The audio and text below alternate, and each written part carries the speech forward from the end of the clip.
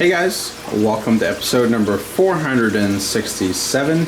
Today is Wednesday, so it's DIY Wednesday.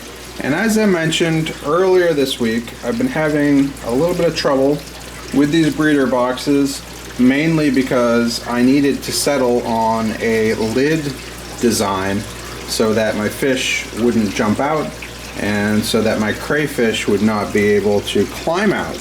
And I got a lot of great suggestions in the comments of my past videos, and today I wanted to walk through 5 different lids that I quickly put together as just sort of an iteration process, my thought process, and where I eventually landed.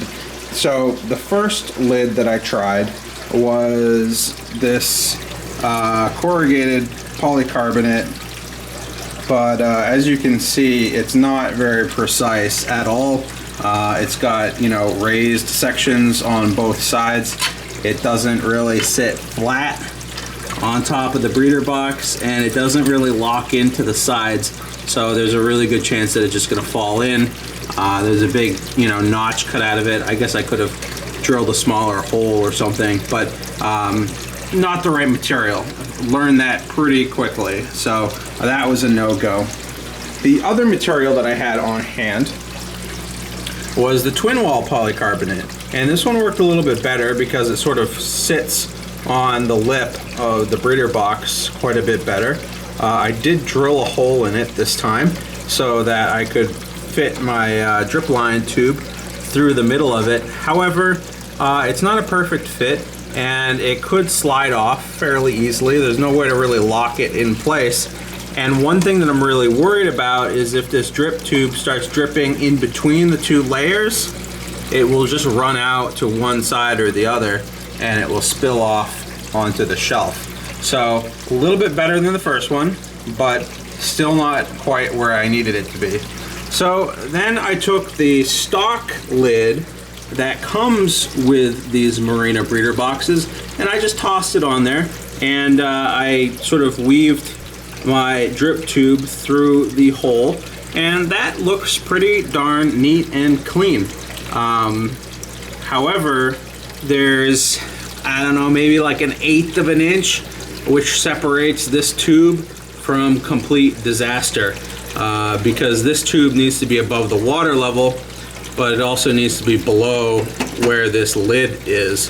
So there's a very small tolerance there, and what I'm worried about is if for whatever reason, if I'm moving these around and I don't notice and one of these tubes ends up on the lid of the breeder box instead of through the hole, or if a crayfish like bumps into it or something happens, it seems like it's a pretty good chance that this could just start dripping onto the woodwork instead of dripping into the box as intended. So it looks neat, it looks clean, but I'm not comfortable with the fact that I am basically 1/8 of an inch, always 1/8 of an inch from total disaster. So those are the first 3 ideas. A couple people mentioned that I should use some light diffuser. I didn't have any on hand, but I did have this hardware cloth, and so I cut out a piece of this, and I think it works okay. I cut it a little large so that it could rest on the top of the breeder box, which I'm fine with. It doesn't look nearly as neat or clean, but the good thing is, no matter where I put this tube, this drip tube, it's always going to drip into the breeder box because it's all completely open. So, I won't have any issues there. There's no chance of the water dripping onto the floor as opposed to dripping into the breeder box. So I really liked that.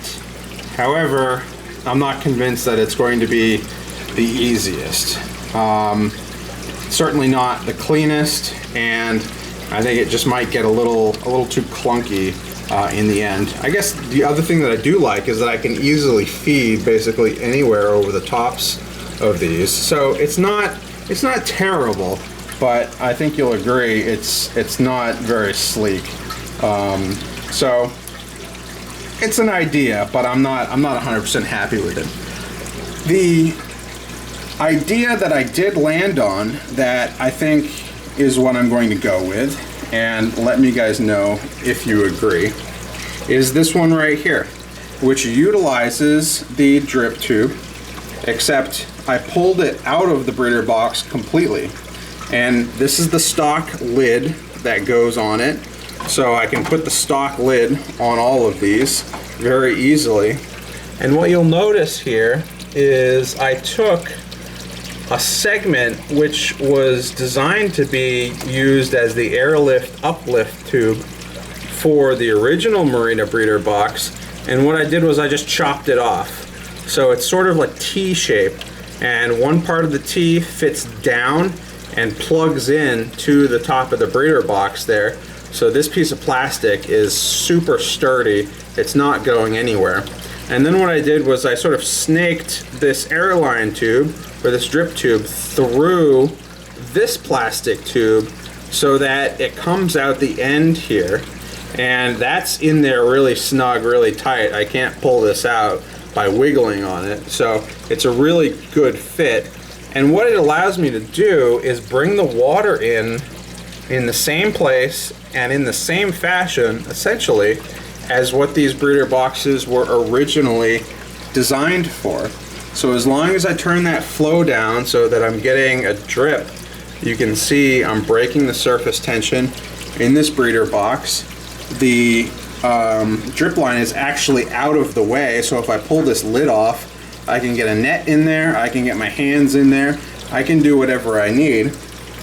The only downside to this is now I can't just grab this breeder box and walk away with it. On any of the other ones, I could just turn off that valve, grab this box, and walk away with it.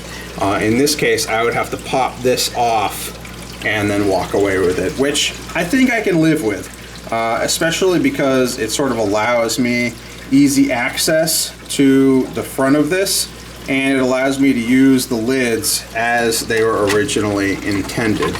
The other good thing about these stock lids is that they have little spacer pieces on the sides which lock the lid on top, which is really good for use with crayfish. And if this lid is on top, I've got the feeding hole right there. It's not obstructed by a drip line, so it should be fairly easy to use. So anyways, guys, that's sort of the thought process. Those are the different ideas that I came up with. If you prefer one or the other, let me know which your favorite is. And otherwise, probably here towards the weekend, I'll probably modify all of these so that they're similar to this one. I think it's neat, I think it's clean, looks professional, and it keeps everything out of the way and operating the way that it should. So, with that all said and done, the next step is going to be to get fish in here for real. Hope you guys enjoyed, and I'll see you guys later.